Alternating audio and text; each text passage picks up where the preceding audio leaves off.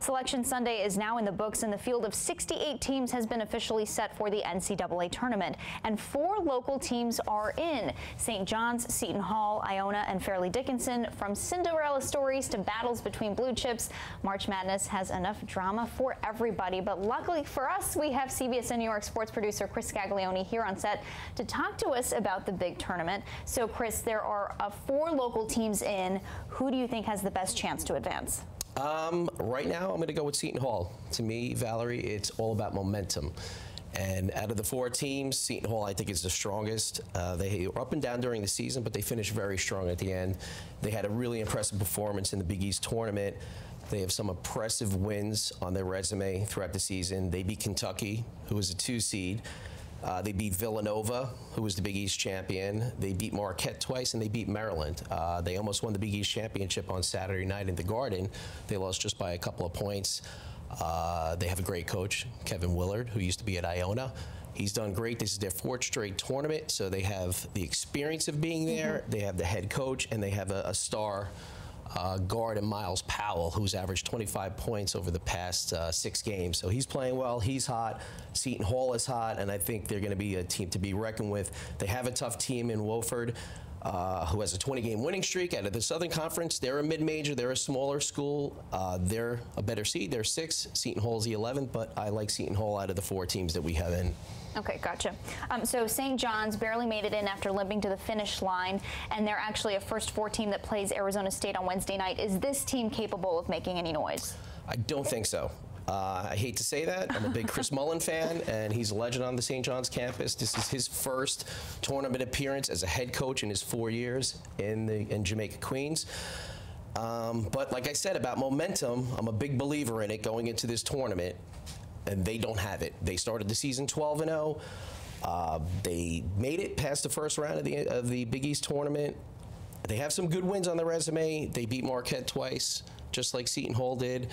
They beat Villanova, but that's going further back. They really haven't had a really significant win in the past, maybe 4 weeks. They really they lost the 4 of the last 5. They've kind of limped to the finish line. They were actually the final team out of the field of 68 to make it into the tournament. Oh, wow. I was on the Jamaica campus yesterday. I think it was more a feeling of relief than happiness. I think a combination of both. And what they were preaching, Chris Mullen was preaching, that they have a clean slate. That everyone is 0-0 right now. They get to put the last few weeks behind them, and they get to start fresh. And they start with Arizona State, with a head coach in Bobby Hurley, who's another local hoops legend, just like Chris Mullen. So that should be an interesting matchup amongst the head coaches. Chris Mullen against Bobby Hurley, who's a high school legend and a college legend from Duke. Okay. So how about Iona? They've got a David and Goliath matchup against #1 seed North Carolina. Will their experience help them at all in this? I think it will. I think they're not going to beat North Carolina, but I think going into the game, they're not going to be afraid of the moment. They're not going to be afraid of, facing a team like North Carolina. Last year they faced Duke. They hung around for a little bit. They were actually impressive in the way they hung around for the first maybe half of the first half.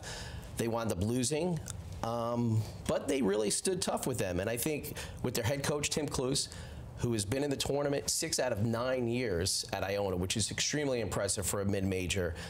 He knows what his team has to do to get ready for this game. They're not going to just be happy to be there.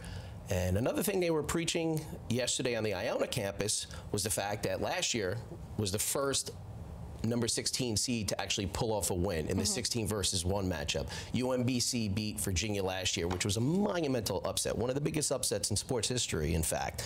So Iona has that to lean on. It's been done before. And Tim Cluse said yesterday he's actually going to show his team video of the UMBC win on Tuesday or Wednesday night, just to kind of inspire them and show them, hey, this can happen. It happened last year. Maybe the odds are against them because it just happened last year and we thought it would happen at some point. But hey, you never know. So it would have been better for Iona maybe to get a playing game because they would have faced a team more their level. But, who knows? You never know. Crazy things have happened. I don't think it's going to happen. I'm an Iona alum. I'd love to pick him in my bracket. I just don't think I could do it. Oh, no. Sorry to say. All right. Fairleigh Dickinson is a 16 seed as well. They get an opportunity to play in the first 4. Is this a good spot for them to be in? I think so. Yeah, I think this is where Iona would love to be as a 16 seed, facing another 16 seed, because you're facing a team more your level. Fairleigh Dickinson has never won a game in the NCAA tournament.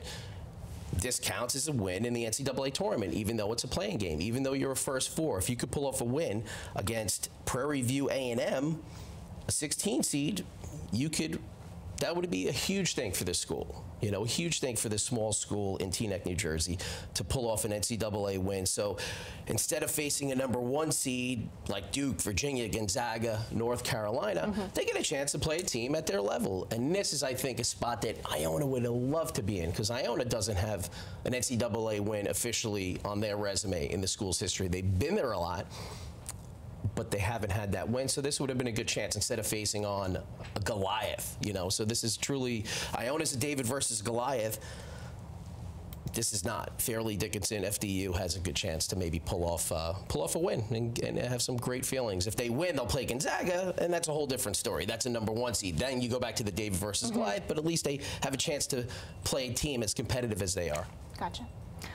Well, let's talk about Final 4 picks. I think I'm going to go with Duke, Gonzaga, Kentucky, and Tennessee. So who do you think is going to go all the way? Okay, so you got the 2 number 1 seeds in there. I'm going to go against you on Duke. Everybody loves Duke. Right, Duke is the overall favorite. Year after year, it seems like. Everyone's betting them. They're a 2-1 favorite, which is one of the biggest favorites in a long time. So I hate going with everybody else. So I got to pick Michigan State out of that bracket. Okay. So I'm going to go Michigan State and Michigan, because that would be a pretty cool matchup in the Final 4. 2 rivals that just faced off yesterday in the Big Ten championship. On the other side, I'm going to go with Virginia.